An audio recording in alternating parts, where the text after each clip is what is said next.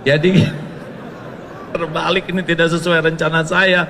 Rencana saya mau dengerin Ustadz ceramah. Jamaah gimana Membersihkan nih? hati.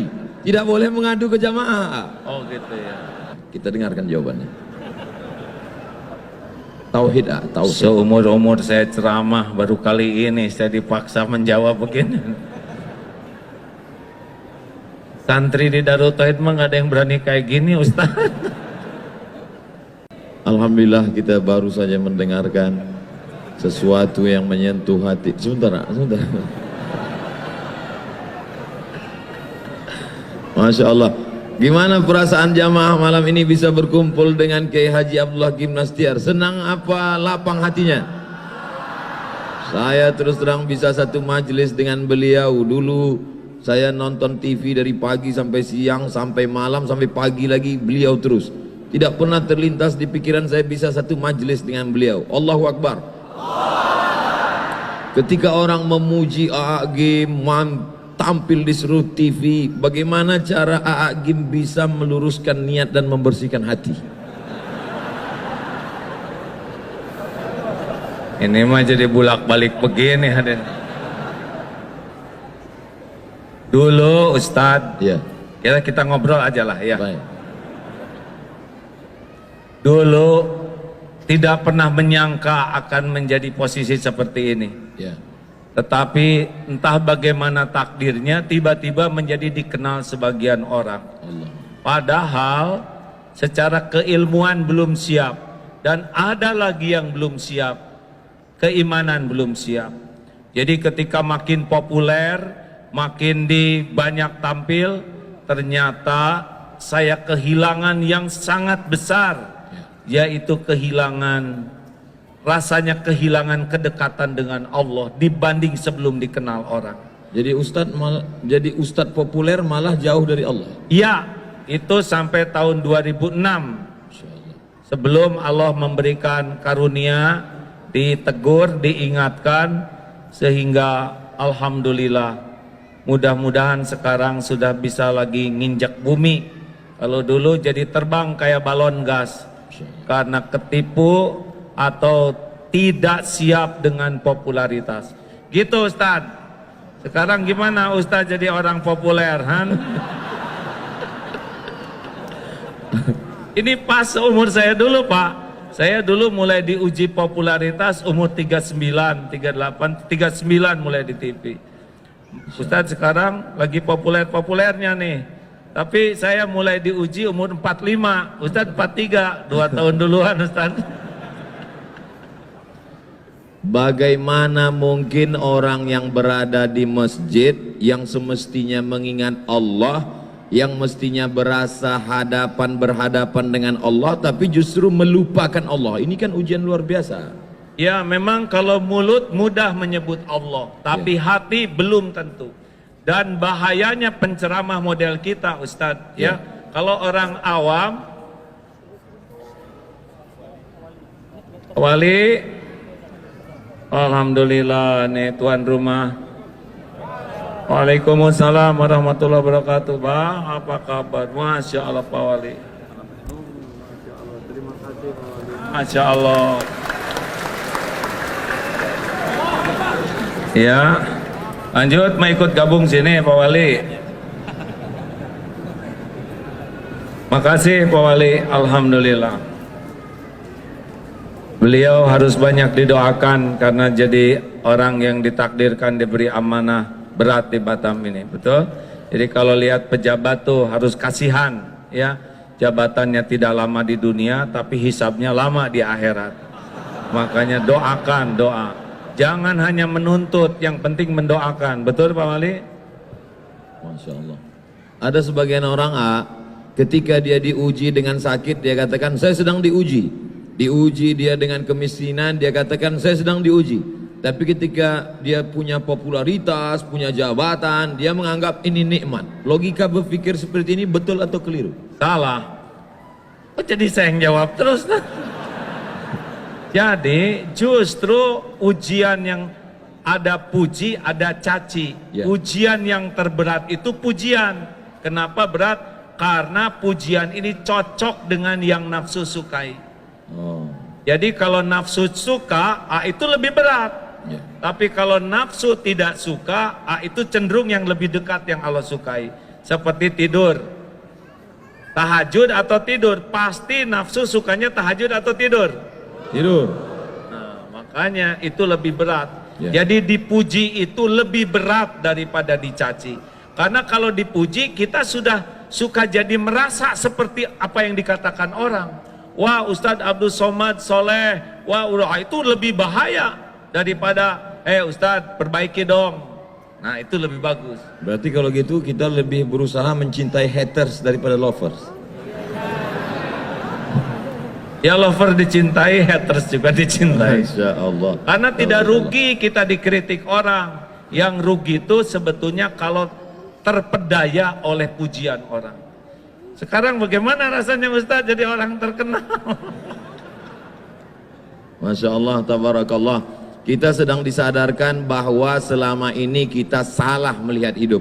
Selama ini kita merasa kalau sedang sakit diuji Allah. Ketika kita sedang miskin diuji Allah. Ketika kita sedang dapat jabatan, alhamdulillah saya diberi. Padahal sebenarnya juga bagian dari Dan lebih berat ujiannya. ujian jabatan. Iya, Ujian popularitas. lebih berat Pak. Kalau orang populer seperti Ustadz Abdul Somad ini ya, Ada contoh lain enggak? udahlah giliran. Kalau orang tidak dikenal, bikin kesalahan bisa dia sendiri Pak. Ya. Tapi kalau model orang, hampir nyebut kita, model Ustadz yang terkenal ini, Ya. bikin satu aja kesalahan, Ya. ditiru orang banyak, udah nggak tahu gimana ngejar tobatnya itu. Dosa jariah.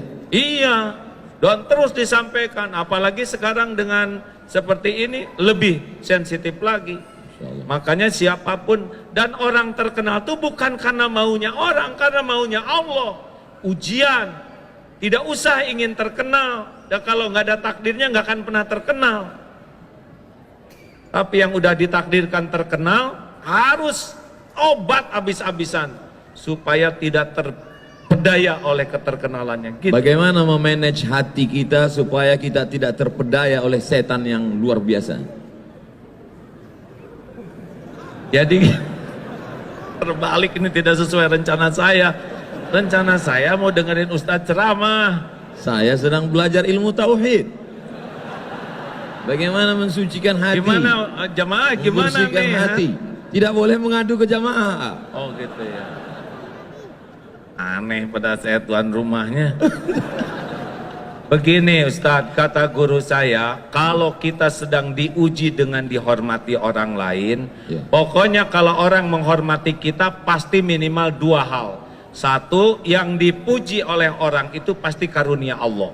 Ya. Wah ini pintar, pasti karunia Allah. Ya. Wah ini hebat, pasti karunia Allah. Wah ini kaya, pasti karunia Allah. Pokoknya kalau orang muji kita, yang dipuji itu pasti pemberian Allah. Pemberian Itu yang pertama. Jadi kita harus tahu, oh ini yang dipuji pemberian Allah. Yang kedua, kenapa kita dipuji orang? Karena Allah menutupi aib, dosa, kejelekan dan kekurangan kita. Nah kata guru saya, kalau kita sedang dikagumi orang, dipuji orang, sibuk lihat apa yang Allah tutupi daripada sibuk menikmati pujian penghargaan orang. Masya Allah, tabarakallah. Jadi sebenarnya ketika kita sedang dimuliakan, diagungkan, dihormati, disanjung tinggi, sebetulnya bukan prestasi kita, tapi karena pemberian pinjaman Allah, dan Allah menutupi aib cacat kita. Benar, dan itu ujian lebih berat daripada nggak ada yang muji. Kenapa Allah tidak buka? Itu semua karena sayang Allah kepada kita. Sayang Allah, mungkin doa orang tua, mungkin kita pernah nolong seekor kucing, mungkin kita pernah ngasih minum burung, dan Allah suka dengan kebaikan kita, yang kita tidak merasa hebat dengan kebaikan itu, tapi Allah suka.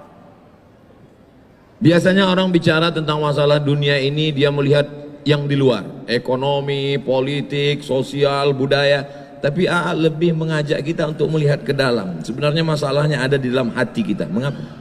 Lah kan jelas sekali Ustaz, innallaha la yanzuru ila suwarikum wa amwalikum walakin yanzuru ila qulubikum wa a'malikum. Allah tuh tidak lihat rupa dan harta, tapi Allah melihat hati dan amal. Ustaz maaf ya, Mungkin Ustadz apa? Ustadz lebih hafal tentang dalil yang 3 dihisab pertama. Ya. Yang pertama mujahid, Ya. yang merasa berjuang sampai terbunuh di medan perang. Ya. Dan ketika dihisab ditampakkan nikmat, dia mengakuinya. Apa yang kau lakukan? Ya Allah, saya sudah berjuang sampai saya mati di medan perang. Saya lakukan lillahi ta'ala. Apa Allah menjawabnya? Kadzabta, dusta kamu, bohong kamu. Ya. Kamu berjuang karena ingin dianggap pemberani dan sudah engkau dapatkan pujian itu. Akhirnya dia diseret, tertelungkup, masuk ke dalam neraka. Bukan kurang perjuangannya, bukan kurang pengorbanannya, bukan kurang pengakuannya, yang kurang cuma satu, hatinya lebih suka dipuji oleh manusia daripada kedudukan di sisi Allah. Walaupun dalam pandangan manusia dia seorang mujahid, mati jihad fisabilillah, berdarah-darah. Iya, tapi Allah kan tahu hati orang. Yang kedua, orang yang belajar agama dan yang mendakwahkannya seperti Ustadz Abdul Somad, Ustadz yang lain, Ustadz. ya. Belajar sampai ke Mesir, sampai ke Maroko. Itu yang kedua. Merasa lama di Arab. Aduh. Padahal onta lebih lama. Yang kedua. Yang ketiga kita akan lanjutkan setelah yang satu ini. Minum dulu. Oh, minum dulu Ustaz. Ini lagi seru-serunya kita minum. Fadal. Masya Allah, tabarakallah. Yang kedua itu yang belajar agama dan mendakwahkannya, belajar Quran dan membacanya. Tidak semua ke sorga. Jadi jangan kaget kalau di akhirat, na'udzubillahi min zalik, ada ulama yang terkenal di dunia tapi tidak ke sorga.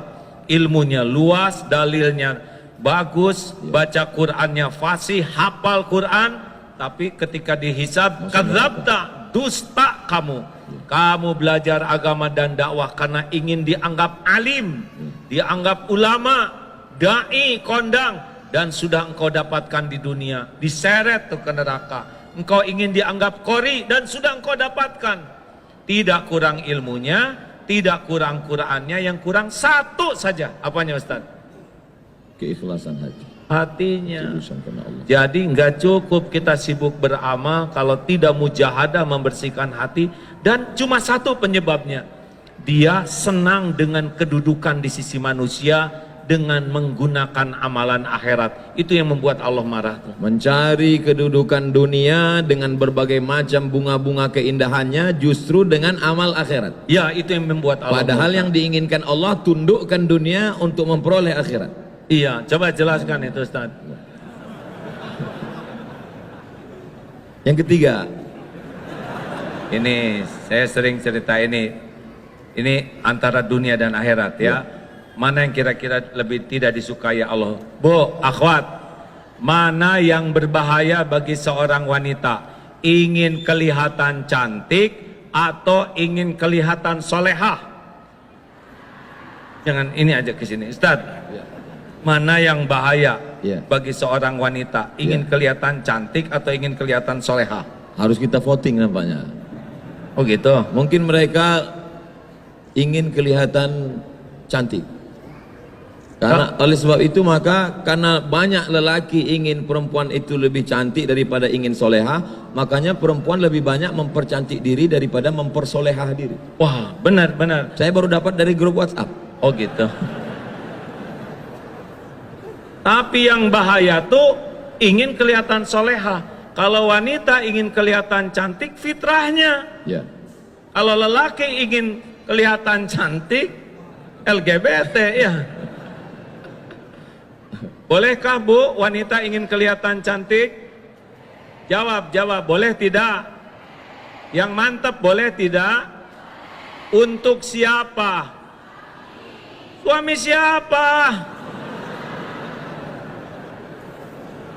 Masya Allah, tabarakallah.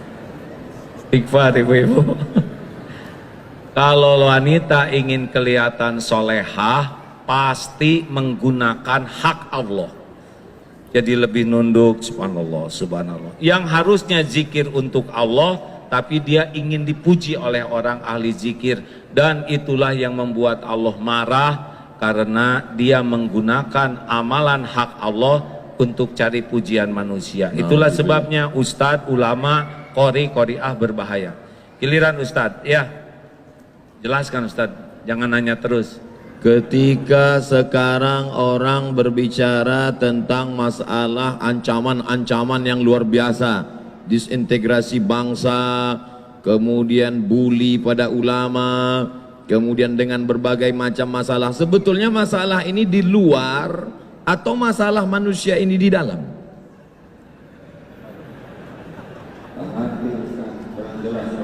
Lebih bagus. Masalah manusia ini sebetulnya masalah ekstern di luar, masalah ekonomi, masalah sosial, masalah politik, atau dia sebetulnya punya masalah di dalam dengan hatinya kotor, dan bagaimana cara mensucikan tazkiyatun nafs, dan apa hubungannya dengan tauhid? Selalu mengkaji tentang masalah tauhid.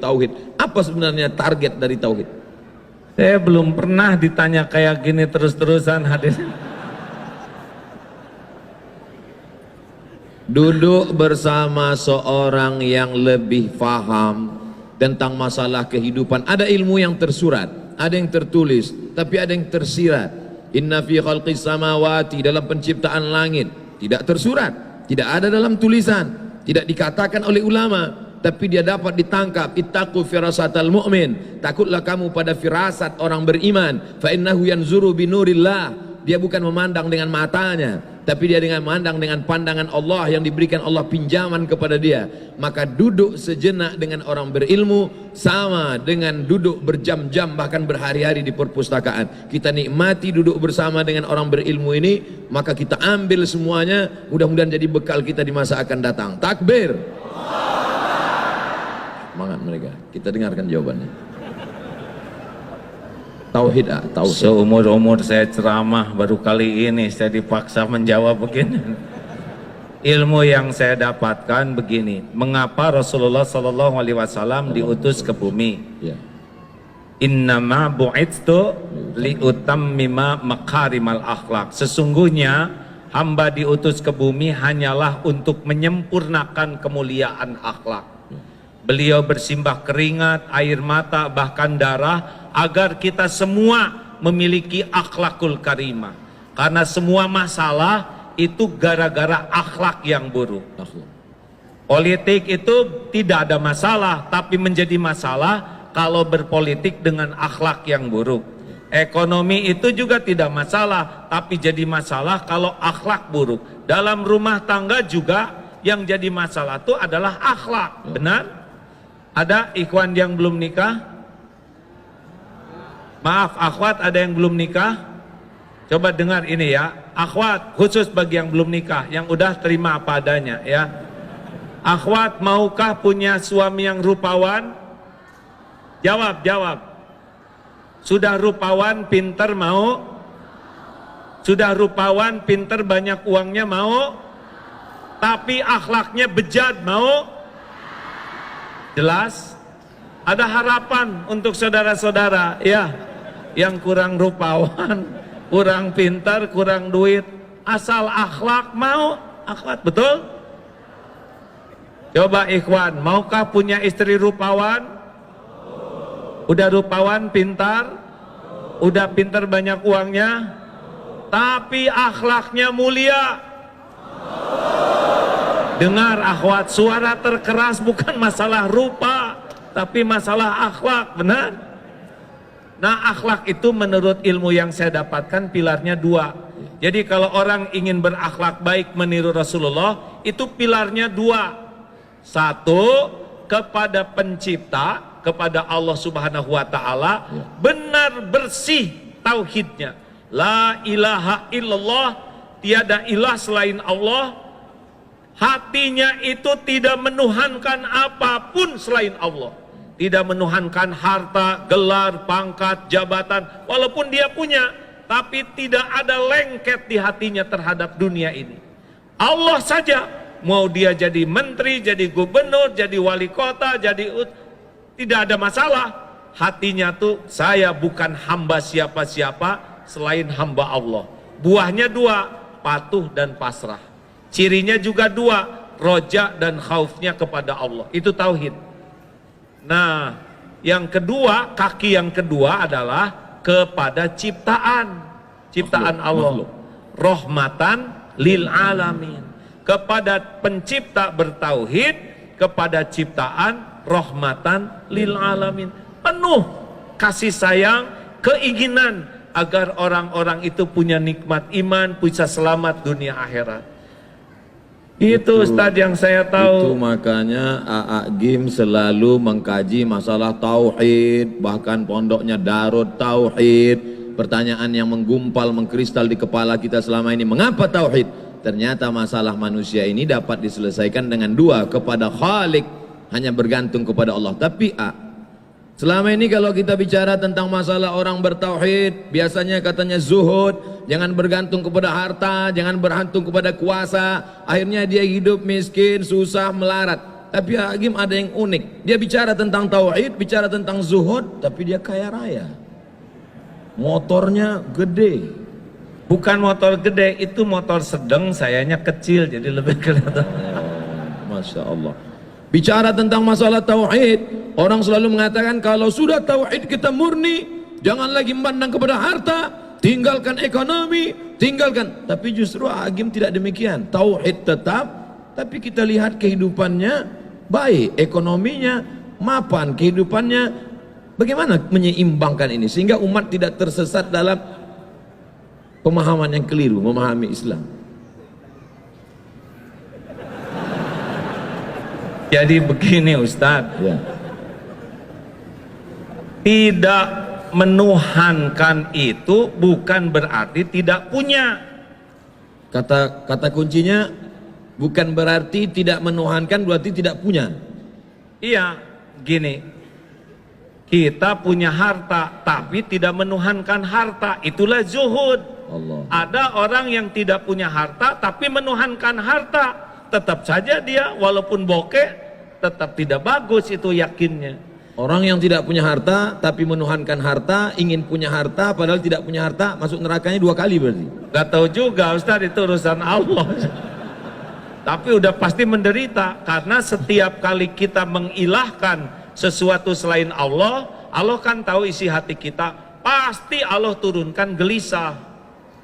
Jadi kalau misalkan udah menyandar nih ya, udah ingin dipuji, ingin dihormati, ingin dikagumi ke makhluk, udah pasti Allah naruh di hati ini kegelisahan, kesengsaraan. Makanya kalau punya dunia nggak ada masalah, tapi jangan sampai menganggap dunia inilah penjamin hidup kita. Zuhud itu kan bukan tidak punya uang Ustadz. Ya. Orang yang zuhud itu mau punya 1000, sejuta, semiliar, sama. Karena dia lebih yakin dengan jaminan Allah daripada apa yang ada di tangannya. Itu zuhud. Bagaimana menguatkan keyakinan? Harus dilatih Ustadz. Cara melatihnya? Ya misalkan ini nanti ada sedekah ya. Jangan suka ragu-ragu, sedekah berapa? Gak usah dihitung-hitung. Ada sini, coba aja keluarin. Buka jam, keluarin. Cincin keluarin, pasti nyesel. Kenapa tidak dari dulu saya jadi dermawan gitu, nyeselnya. Jadi ini akan ada ujian. Ada sesudah ini biasakan diuji ya. Masya Allah, mana kotaknya? Belum Ustadz, belum panas ini ya. Ya. Jadi seperti tukang parkir, banyak mobil, tidak sombong, ganti-ganti tidak takabur, diambil sampai habis tidak sakit hati. Ya, tidak ada rasa memiliki. Nggak ada. Bagaimana melepas rasa kepemilikan, rasa ketergantungan, rasa keterikatan dari dalam hati ya? Jadi saya gini yang ketempuhan ini hadirin. Jadi harus dengan riadah Ustaz. Ya. Tidak bisa ilmu ma'rifatullah ini hanya dengan belajar. Ya. Tapi harus ada mujahadah melepaskannya. Makanya seperti kalau saudara ragu terhadap uang, latih saja. Dia punya uang, potong 5%, sedekahkan. Lihat, jadi miskin tidak? Oh enggak juga. Potong 10%, jadi miskin tidak? Oh enggak. Potong 20%. Tuh lihat Ustaz, udah lihat kan? Semuanya tegang, padahal baru rencana. Tadi 5% mereka masih senyum. 10%, 20%, baru rencana pelit. Saya nih Ustaz ya, maaf ya, kalau saat ini nih tiba-tiba ada tamu, saya mau ngasih uang ke AA ya, boleh ya? ngasih ke saya misalkan sekarang 20 miliar, bro aja gini, udah nggak ribet Pak, saya bagi 10 miliar untuk ikhwan, 10 miliar untuk akhwat, sok bagikan, gitu Ustaz. Namanya juga ngelamun, masa pelit ya kan? Betul. Kita mah ngelamun aja pelit Ustaz. Apalagi nggak ngelamun. Suatu ketika saya sedang pergi umroh, lalu kemudian saya melihat ada cincin yang sangat cantik. Saya sangat suka. Lalu saya beli, lalu saya pakai, lalu saya menikmati. Hati saya mulai tergantung, karena kalau dia pergi pasti saya akan kehilangan. Sampai akhirnya saya suatu tempat ceramah, ada bapak-bapak mengatakan, cincin Ustadz cantik, saya suka, boleh nggak untuk saya? Lalu kemudian saya berikan kepada dia. Saya ingin mempraktekkan ceramah dulu waktu di Darut Tauhid. Jangan ada keterikatan. Saya ingin lepaskan itu, cincin ini saya lepaskan. Saya amalkan ceramah saya tidak ada keterikatan dengan cincin ini. Menyesal saya. Ini ada cincin yang lebih bagus ya nggak? Ceritanya belum selesai. Oh iya. Begitu saya berikan, saya menyesal dalam hati saya. Ini gara-gara mengamalkan ilmu game ini. Jangan ada keterikatan, lepaskan semuanya. Saya lepaskan satu cincin. 2 hari setelah itu saya ceramah di Makassar. Datang bupati, tidak boleh sebut nama, menjaga kode etik jurnalistik. Dia lepaskan cincin yang dia sayangi, yang lebih mahal yang dari saya punya. Inilah dia sekarang. Masya Allah, alhamdulillah, Allahu Akbar. Yakin kan? Memang ajaran ini luar biasa. Saya dulu dilatih guru saya begitu Pak. Pokoknya berikan, sekarang udah nggak riadoh lagi ya, saudara jangan ngarap-ngarap apa-apa ya. Makanya saya nggak begitu bawa apa-apa, takut diminta. Dulu sama Ustadz, punya cincin ada lafaz Allah, bagus kata guru, kasihkan. Sampai dulu sekali baju itu sampai tinggal 1 Ustadz, baju untuk ceramah. Nah malam minggu itu saya ingat ceramah di Jatinangor, jatuh karena ceramahnya di kampung. Tes, kedengaran Bu? Jelas?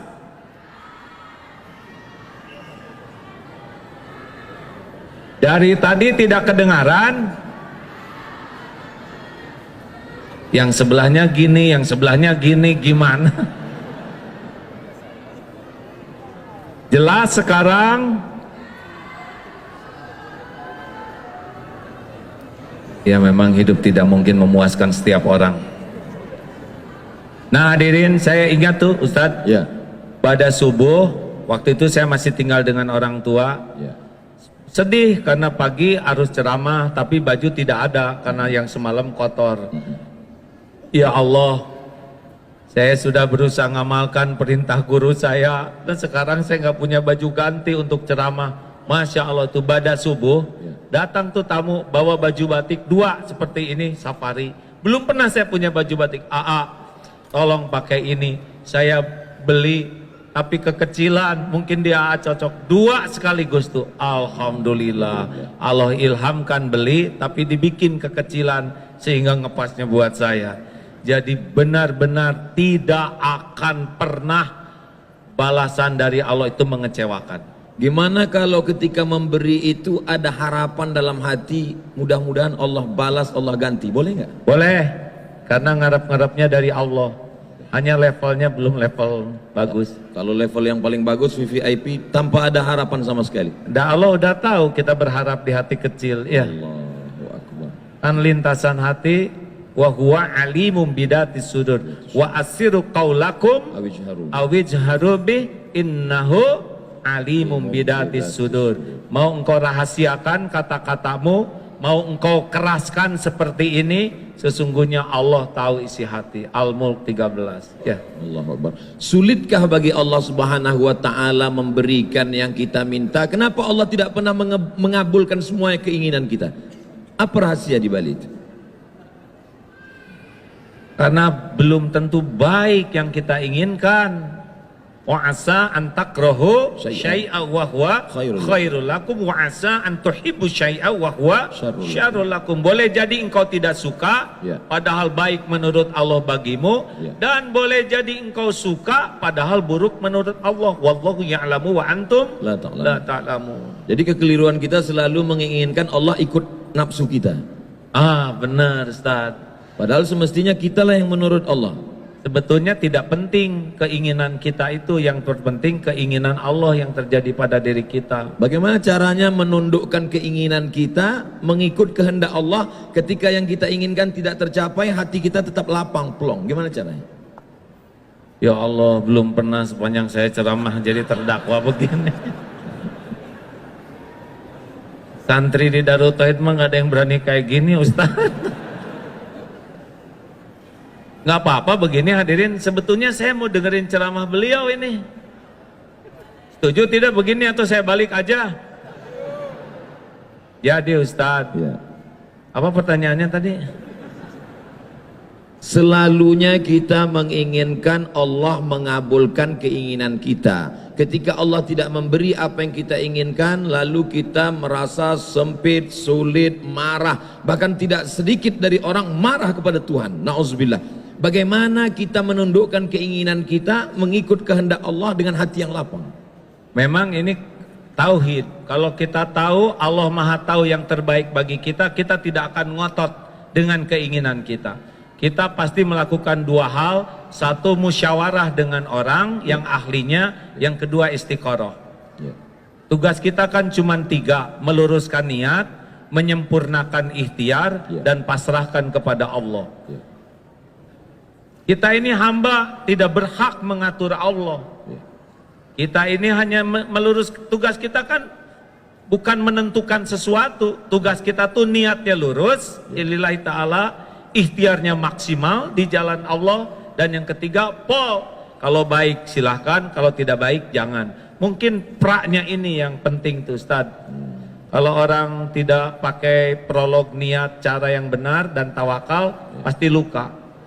Ini kan prinsip luka di hati itu kan karena melekat. Ya. Seperti perangko melekat di amplop, ketika dicopot robek dia. Nah, kemelekatan hati kita, lengketnya hati dengan sesuatu, itulah yang bikin kita banyak sakit hati. Karena melekat. Melekat, kayak pengen dipuji, orang tidak muji, sakit hati.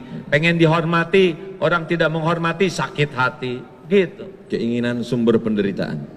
Oh ya? Iya benar juga Ustaz. Ada lagunya itu, Pak. Coba Ustadz jelaskan lagu keinginan sumber penderitaan. Semakin besar keinginan, semakin besar hawa nafsu, semakin besar kekesalan dan penderitaan ketika tidak terkabul, karena kita sudah membuat suatu obsesi besar. Tapi kalau kita lihat hadis Nabi SAW, Nabi berkata, saat aku lihat percikan batu pertama, kamu akan membebaskan Rom. Saat aku lihat percikan batu pertama ketika menggali Khandaq Parit, ketika berbenturan pacul besi itu dengan batu, aku melihat cahaya, kamu akan membebaskan Yaman, kamu akan membebaskan Syam, kamu akan membebaskan Rom. Apa beda obsesi keinginan dengan cita-cita? Karena Nabi mengajarkan kita punya cita-cita tinggi. Ada dalilnya, ihris ala ma yanfa'uk wasta'in billah wala ta'zaz. Yang lanjutan dari Al-Mu'minul Qawi. Ya, ahabbu ilallah minal mu'min. Ya, Al-Mu'minul Qawi khairun wa ahabbu ilallah minal mu'mini dhaif wa fi kullin khairun. Mukmin yang kuat lebih baik dan lebih dicintai Allah daripada mukmin yang lemah, walau pada keduanya ada kebaikan. Ihris ala ma yanfa'uk. Bersungguh-sungguhlah, antusiaslah, semangatlah dengan apa yang bermanfaat bagimu. Ada lanjutannya, wasta'in billah, minta tolong ke Allah, wala ta'zaz, dan janganlah kamu bersikap lemah. Jadi kata kuncinya adalah bermanfaat atau tidak bermanfaat, dan minta tolongnya kepada Allah. Silakan punya cita-citi setinggi bintang di langit, tapi jangan pernah lepas dua, bermanfaat atau tidak manfaat. Cita-cita ingin jadi gubernur boleh apa enggak? Boleh. Bukan obsesi, bukan menurut hawa nafsu. Tergantung dalam bayangannya gubernur itu apa. Bahkan cita-cita jadi ulama juga harus dipertanyakan. Ya. Kamu ingin jadi apa? Saya pengen jadi ulama. Kenapa? Karena ulama itu keren, dihormati orang, pulangnya dapat amplop. Dunia itu bukan pengen akhirat. Nah kalau gitu ulamanya itu dunia, itu nggak boleh. Dia pengen jadi ulama versi itu. Kalau saya ingin jadi ulama, kenapa? Karena saya ingin punya hati yang takut ke Allah. Bagus. Pengen jadi gubernur, boleh. Terserah mau jadi apa. Dengan jadi gubernur, mudah-mudahan saya bisa mengambil keputusan yang paling adil. Karena Indonesia ini dibangun dengan negara kesepakatan. Tolong ini teman-teman disimak ya. Indonesia ini dulu awalnya dibangun oleh kesepakatan para tokoh-tokoh kita. Tidak hanya umat Islam, tapi ada juga tokoh-tokoh yang selain agama Islam sepakat membangun negeri ini dengan berdasarkan Pancasila. Itu kesepakatannya. Nah kita misalkan sekarang sudah ada, kita harus menyadari bahwa memang cikal bakalnya ini adalah kesepakatan, bukan hanya milik umat Islam. Jadi kita harus mengerti dan menghargai hak-hak orang lain juga, karena memang kesepakatannya begitu. Jadi kalau saudara ada di Australia, ya memang begitu kesepakatan awalnya. Nah kita kalau saudara pengen jadi gubernur, dengan begini saya mudah-mudahan bisa bersikap adil kepada umat Islam, mudah-mudahan bisa menjadi tauladan, mengajak ibadah dengan benar, berakhlak dengan baik. Kalau niatnya jadi pejabat untuk keadilan, untuk kemaslahatan, jadi tidak jadi udah dapat pahalanya. Manfaatnya paling tidak Kiai Haji Abdullah Gimnastiar bisa memuluskan, merubah Bank Riau Kepri menjadi Bank Riau Kepri Syariah. Baik apa tidak baik itu? Ulangi. Bank Riau Kepri konvensional. Ya. Kalau ada orang yang suka ngaji, punya kekuasaan, bisa berubah menjadi Bank Riau Kepri Syariah. Itu ada manfaat atau tidak ada manfaat di dalamnya? Saya kira setiap transaksi kebagian pahalanya itu. Setiap transaksi? Ya, kepala daerah yang memberikan keputusan seperti itu dapat pahala. Karena untungnya jadi kepala daerah, jadi pemimpin tuh, kalau menentukan kebaikan beliau dapat pahala mengalir. Bonus. Tuh, Pak Wali Kota. Allahu Akbar. Masya Allah, tabarakallah. Tadi saya sempat cemas ketika AA ngomong, menjadi pejabat itu jabatannya nggak lama, tapi hisapnya di akhirat lama. Saya khawatir orang yang ngaji jadi takut. Makanya diteruskan dengan begini, jadi beliau tenang. Yes. Pak Wali sekarang lebih senyum sesudah mendengar barusan pahalanya. Allah, tabarakallah. Jadi kita kalau lihat pemimpin hadirin, kalau tinggal satu doa nih ya, yang harus kita minta doa buat siapa nih? Doakan pemimpin. Andai doa itu cuma satu saja. Iya. Kenapa nggak minta doa untuk kita supaya jadi istiqomah? Iya itu juga. Jangan bikin saya dalam posisi sulit. Gini, kalau kita mintakan selalu, ini tinggal satu doa. Doakan dan bekal diijabah. Doakan pemimpin menjadi pemimpin yang adil. Karena kalau adil banyak orang yang dapat merasakan manfaat. Allahu Akbar. Allah marzuqna imaman adila, berikan kami pemimpin yang adil dan amanah. Amin ya Allah, amin ya rabbal alamin.